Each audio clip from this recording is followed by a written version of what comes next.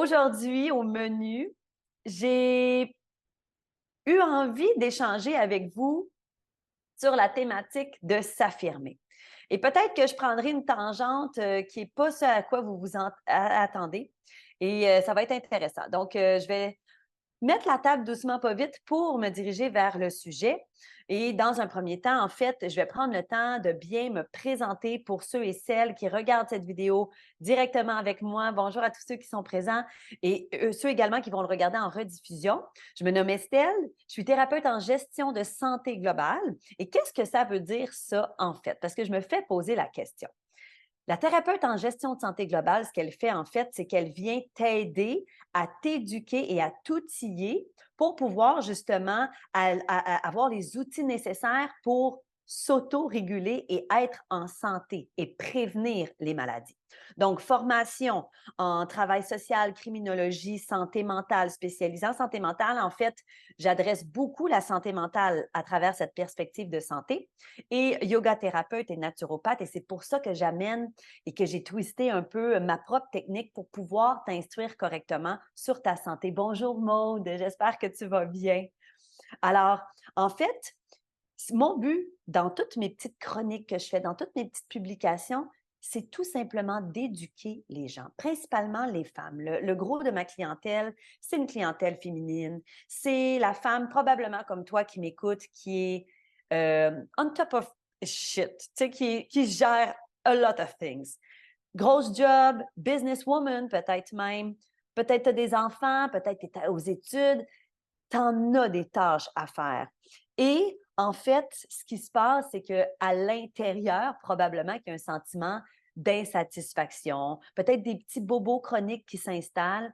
Et c'est là qu'on veut commencer à faire comprendre et éveiller les consciences de qu'est-ce que tu peux changer dans ta vie pour optimiser ta santé. Et je parle vraiment de la santé dans une perspective globale et non pas simplement dans j'ai mal au genou. Souvent, les gens, les clientes qui viennent me consulter en accompagnement thérapeutique, souvent c'est pour un trouble physique. Et bien entendu, avec le yoga thérapeutique, on se rend compte que c'est rarement physique. Bien sûr, la personne a vraiment un trouble physique, mais on peut décortiquer plus en grandeur et commencer à éduquer sur qu'est-ce qui peut amener ce trouble de santé. Alors, aujourd'hui, ce que j'ai envie d'échanger avec vous, c'est une pseudo-petite montée de lait. Mais vous allez voir, mes montées de lait ne sont pas très grandes. Je suis assez calme. Et je vais juste faire une petite parenthèse, Maud, sur ce que tu m'écris. Euh, Moi, ça a été transformateur dans ma vie quand j'ai commencé à connecter plus au yoga parce que c'est ce que je fais, moi, bien sûr. Tous mes outils, outre la portion thérapeutique qui appartient plus à la santé mentale, criminologie, mon background initial, c'est vraiment de connecter également à la santé spirituelle, qui est un élément primordial. Et moi, quand j'ai commencé à comprendre l'impact de la santé spirituelle sur ma santé, c'est là que sincèrement, j'ai commencé à faire des transformations dans ma vie et à être plus alignée. Et tout s'engendre lorsqu'on est plus aligné, n'est-ce pas? Donc, la santé physique s'aligne parce qu'on fait des meilleurs choix, parce qu'on est moins stressé, etc., etc. Aujourd'hui, ma pseudo-petite montée de lait, c'est concernant, en fait, euh, le fait que les femmes mentionnent sans cesse qu'elles n'ont pas de temps. Et elles mettent constamment la faute sur les éléments extérieurs. Bon, alors, bon, mes chats s'animent en bas, là, donc je m'excuse. Euh, Tout part d'une discussion que j'ai eue avec une de mes clientes cette semaine qui, enfin, a pris la décision de faire des changements significatifs dans sa vie. Ça fait longtemps qu'on consulte, qu'on s'est vu l'an passé lors de mon programme Mon potentiel. Ça n'avait pas tant émergé à ce moment-là. Et là, cette année, maintenant, transformation, teint lumineux, corps qui a changé, vitalité. Et là, c'est là que tu fais comme, ben, j'ai posé la question, mais qu'est-ce qui fait que là, maintenant, ça s'est passé? Et c'est toujours ça la question. Quel est le gap entre je sais ce que je dois faire pour me remettre en santé versus je le fais. Parce qu'il y a un espace tampon entre les deux qui est super inconfortable. C'est souvent là qu'on abandonne. C'est là que l'accompagnement thérapeutique nous aide à justement garder le cap pour se rendre au petit bonbon à l'autre bout. Et en discutant, bref, ce que je me suis rendu compte, c'est que tout part du fait d'être capable d'établir ses limites et de nommer ses besoins.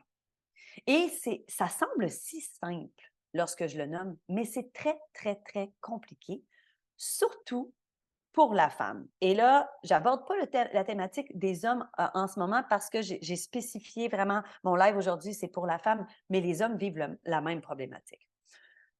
Mais je vais reparler juste un instant de l'énergie féminine qui appartient à la femme et à l'homme, mais que la femme a un peu perdu étrangement. Donc, énergie féminine, on est vraiment dans la douceur, on est dans l'écoute, on est également dans le dévouement, le calme. Et tout ça, c'est sincèrement beaucoup perdu avec le fameux concept du féminisme. Je ne veux pas rentrer pour pas partir un débat sur le féminisme qui, je crois, a parti de grandes choses et ce n'est pas la première fois que j'en parle dans mes lives.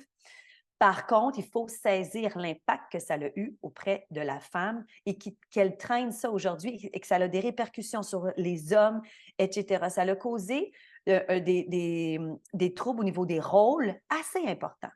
La femme s'est habituée à s'autogérer.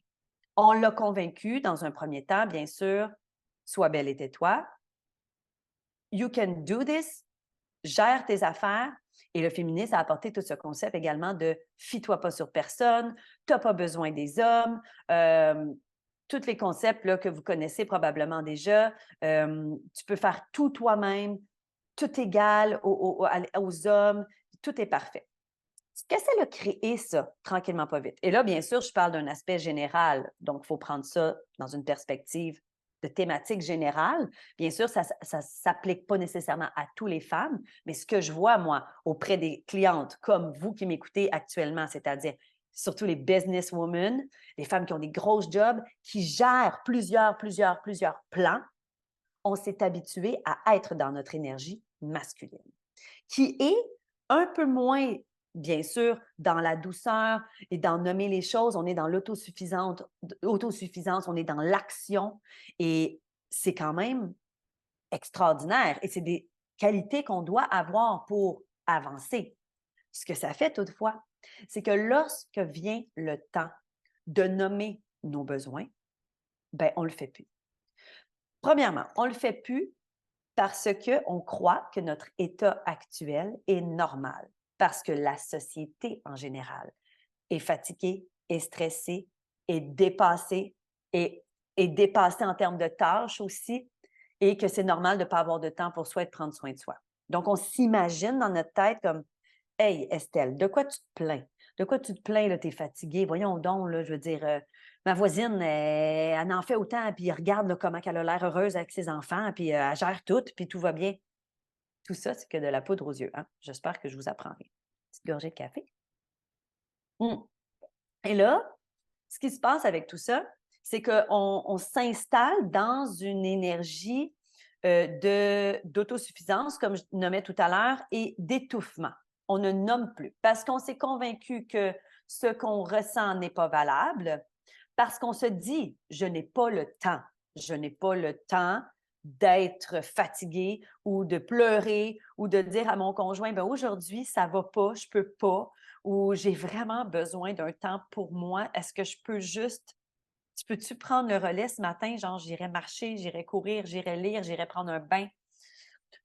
Donc, tout ça est le centre, je crois, de ce que j'entends lorsque j'entends « j'ai pas le temps, je ferai ça plus tard » ou la fin de semaine ou quand je serai à ma retraite ou « ah ouais, mais je comprends, mais là, je suis en train de bâtir quelque chose de gros avec ma business, donc je peux pas là. » Si on n'adresse pas dès maintenant des changements dans notre vie, les répercussions plus tard, là, j'ai lu ceci dans un livre et je trouve ça super intéressant. Lorsqu'on a, parce que vous êtes à peu près entre 30, 40, 45 probablement qui m'écoutez, à cet âge-là, on est encore jeune dans notre tête, dans notre cœur, puis tout ce qu'on fait en ce moment, on pense pas à l'AVC que ça va nous créer à 60 ans ou à la crise de cœur.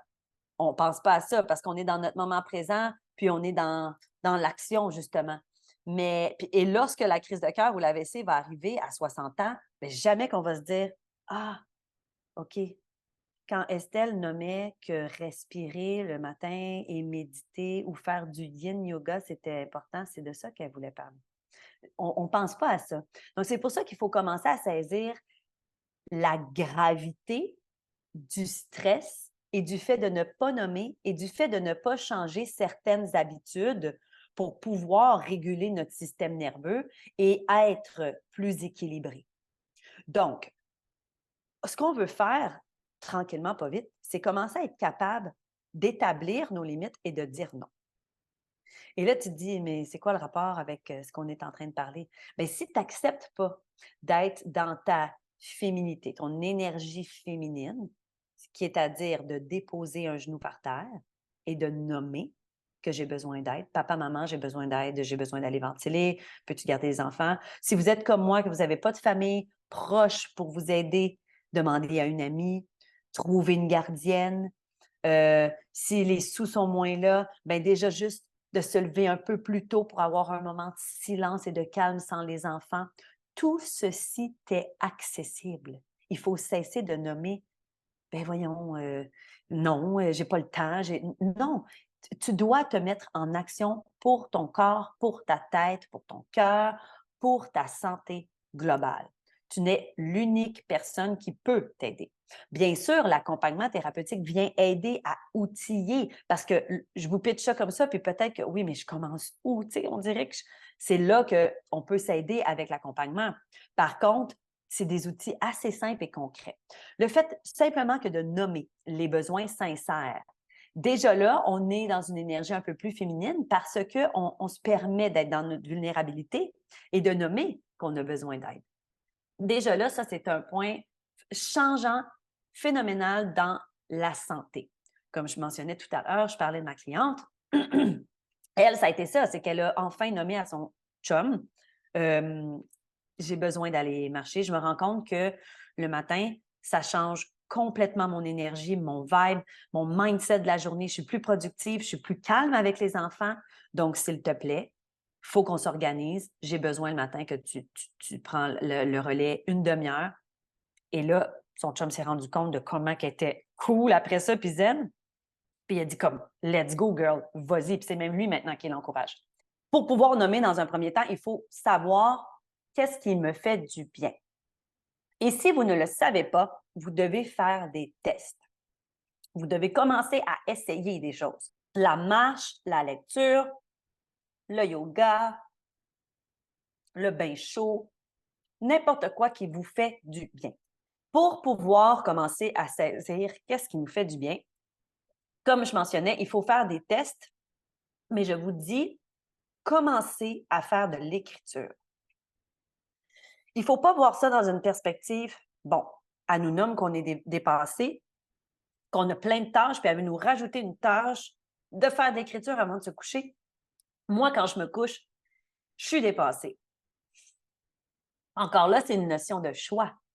Je vous le dis, l'écriture, c'est un des éléments les plus soulevants pour apprendre à se connaître. Il faut l'essayer, il faut laisser aller peut-être un 15 minutes de Netflix pour pouvoir faire un 15 minutes d'écriture. Puis là, tu te dis, oui, mais qu'est-ce que j'écris? N'importe quoi. Tout ce qui te remonte, tu l'écris.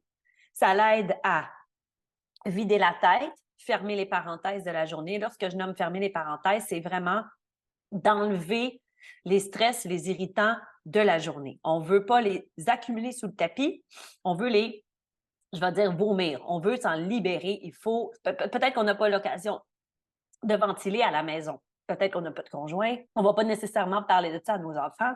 Donc, l'écriture va permettre de détendre le stress. Lorsqu'on enlève des couches de stress, c'est là que le bon peut remonter.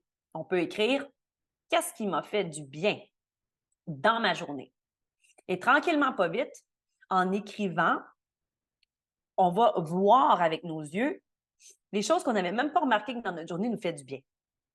Et on attrape cet élément-là et on en intègre un peu plus dans notre journée. L'écriture va vraiment, vraiment nous permettre de commencer à se connaître parce que le plus gros fléau en ce moment, c'est ça, c'est que les gens ne se connaissent pas. Les gens ne connaissent pas leur moteur, leur véhicule. C'est comme si tu achètes un auto puis que tu ne sais pas il est où le drive, puis le reculon, puis tu ne sais pas est où la radio. C'est la même chose. Faites le parallèle avec un véhicule. Tranquillement, en commençant à s'éduquer de façon un peu plus holistique, parce qu'on veut établir un terrain fertile et être en santé avant d'avoir les maladies, bien ça passe par les éléments santé. Et c'est bien sûr, la médication, la médecine est vraiment, vraiment intéressante et importante lorsqu'il y a des problèmes plus graves, mais on veut, avant de se rendre là, optimiser notre terrain. Et là, une fois que l'écriture est faite, je reviens à ce principe, une fois que l'écriture est faite et qu'on a trouvé qu'est-ce qui nous fait du bien, on veut en intégrer un peu plus dans notre vie. Et tranquillement, pas vite, on va commencer à pouvoir nommer davantage nos besoins parce qu'on va les connaître. Et j'ai envie de te poser la question aujourd'hui. Si tu avais en commentaire à marquer un de tes besoins, ici et maintenant, un besoin, là, ne serait-ce que aussi simple que j'ai faim. J'ai besoin d'aller manger maintenant. Et commencez à vous poser des questions. Donc, l'écriture va te permettre de commencer à te regarder. Vous pouvez entamer également un processus d'accompagnement thérapeutique pour pouvoir commencer à vous faire questionner et poser les bonnes questions. Parce qu'il est possible que ce que je vous nomme en ce moment, pour vous, vous soyez à des années-lumière de ça. Ça se peut, hein? Tout le monde a son étape à vivre, tout le monde a son niveau de conscience, dépendamment de ce que vous avez vécu, dépendamment de ce que vous vivez en ce moment. Donc, parfois, on a besoin d'un peu d'aide pour justement se poser les bonnes questions. Hey, Estelle, moi, je ne sais pas pourquoi, j'ai tout ce que je veux dans la vie pour être heureuse, mais il y a comme un petit glitch en dedans, puis je suis tannée de vivre ça. Puis je ne sais comme pas par quel angle regarder encore. Je sais que c'est pas normal ce que je vis en dedans. Ça fait des années que ça dure. Comme, peux-tu m'aider à mettre de la lumière là-dessus? Fait que l'accompagnement peut vraiment, vraiment vous aider à ce niveau-là. Et le troisième élément que je vous mentionnerai, qui est de la plus haute importance, et qui va vous aider à retourner un peu dans votre énergie féminine et à nommer vos besoins, vos peines, vos désirs les plus fous, c'est de commencer à aimer et à rire de vos défis, pour ne pas dire vos défauts. OK? Ça, c'est une autre chose aussi que les femmes ont une tendance à faire, c'est que l'énergie masculine, le powerful, le I'm on top of my shit, puis je gère mes trucs, fait en sorte qu'on étouffe nos défis et on croit qu'on est parfait. Mais ce n'est pas le cas, mesdames. Et il faut prendre ça avec un grain de sel, s'il vous plaît. Riez de vos défis, reconnaissez-les. Et déjà, juste d'amener cette énergie-là, vous allez voir, ça va vous libérer la tête et la pression que vous vous mettez. C'est impossible de se mettre en action vers sa santé si vous êtes constamment en train de vous mettre de la pression. C'est impossible.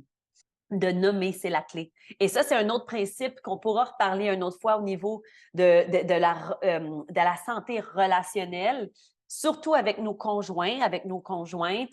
C'est qu'on pense que l'autre lit dans notre tête. S'il vous plaît, s'il vous plaît. Il n'y a pas d'antenne magique. L'autre ne saisit pas. Et l'homme et la femme n'ont pas le même langage non plus. Les hommes ont besoin que les choses soient nommées de façon très claire. Donc, mesdames, arrêtez de parler en parabole, s'il vous plaît. Nommez vos choses, même si vous avez peur que ce soit mal reçu. Il faut nommer ses besoins le plus possible pour diminuer la pression et la soupape et pouvoir laisser place à autre chose. Il est impossible d'avoir de la place pour intégrer des nouvelles routines si vous êtes constamment submergé par le stress et l'anxiété et la pression que vous vous imposez. Oui, bien sûr, qui vient d'une société, tout ce principe de féminisme, comme je le mets tout à l'heure, mais On est en 2023, il faut regarder vers l'avant et il faut commencer à établir dès maintenant, nous, en tant que femmes, modèles, mamans, de nouvelles perspectives pour pouvoir changer la vision et le monde, si je peux dire ça sans être trop grande parole, parce qu'on a des enfants, parce qu'on a des femmes, puis parce que tu veux te défaire de ces défis-là que tu as et ne pas léguer ça à tes enfants. Si on ne se regarde pas dès maintenant et qu'on ne change pas ça, on va perpétuer ça encore longtemps et on ne veut plus ça. 2023, 2024 et plus encore, c'est des ères de changement et c'est maintenant que ça commence et ça commence avec vous. Alors, c'était mon petit topo du vendredi matin. Là, c'est ça que je voulais vous dire. Dès la semaine prochaine, je vais commencer à aborder les sujets qui sont vraiment, vraiment, vraiment spécifiques à la saison d'attaque qui s'en vient, c'est-à-dire l'automne. Je vous expliquerai plus tard où est-ce que je m'en vais avec ce mot Vata. Et on va parler également du stress qui s'installe, baisse de luminosité et comment justement le stress peut nous nuire dans notre santé. Donc, on va se promener dans ces eaux-là. Je vais également amener quelques petits éléments naturopathiques à peut-être consommer ou commencer à envisager à mettre dans notre vie pour pouvoir s'installer doucement dans une hibernation et une paix intérieure. Je vous dis un gros merci à ceux et celles qui étaient présentes. Je vous souhaite un beau week-end. Allez vous chercher un petit cahier d'écriture, je vous le dis. Ou écrivez sur des post-it, n'importe quel papier qui traîne. Papier, checkez dans le bac à recyclage. C'est sûr qu'il y a plein de papiers sur lesquels vous pouvez écrire, puis videz-vous la tête.